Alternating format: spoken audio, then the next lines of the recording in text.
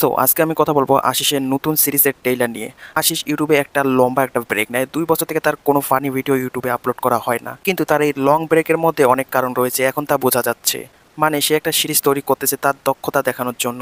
যাই হোক, তার নতুন সিরিজের ট্রেইলার কালকে আপলোড করা হয় এবং ট্রেইলার দেখে যতদূর বোঝা যাচ্ছে যে সিরিজটির মধ্যে রয়েছে ফানি, কমেডি, হরর, তিনটাই রয়েছে। যারা আশিসের ভিডিও দেখে তাদেরকে বলতে হবে না যে যদি মুভির মধ্যে কমেডি বা ফানি থাকে তাহলে কেমন হতে পারে। ট্রেইলারের মধ্যে দেখানো হয়েছে যে সব বন্ধু মিলে প্ল্যান করে যে তারা একটা জায়গা ঘুরতে যাবে, এমন জায়গা ঘুরতে যাবে যেখানে কোনো মানুষ চলাফেরা করে না, মানে মানুষের শহর থেকে অনেক দূরে।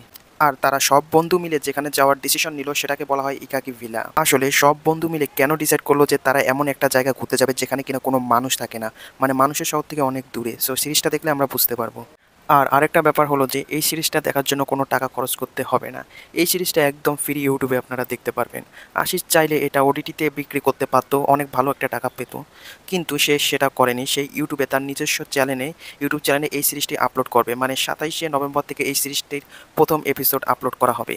তারপর ধাপে ধাপে বাকি এপিসোডগুলো আপলোড করা হবে। কিন্তু একটা বিষয়, আশিস কিন্তু প্রফেশনাল সিরিজ প্রডিউসার নয়, যার কারণে সিরিজটি তৈরি করার সময় তার অনেক ভুল থাকতে পারে।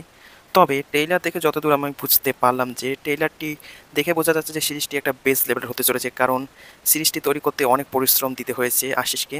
আর ট্রেইলারটা এমনভাবে প্রেজেন্ট করেছে, মানে ট্রেইলারটি দেখে মনে করুন একজন, মানে ট্রেইলারটি দেখে মনে হবে যে একটা বলিউড কোনো একটা মুভির মতো। সো আজকের ভিডিওটি এই পর্যন্তই, দেখা হবে তোমাদের সাথে 27শে নভেম্বর এই সিরিজটি নিয়ে।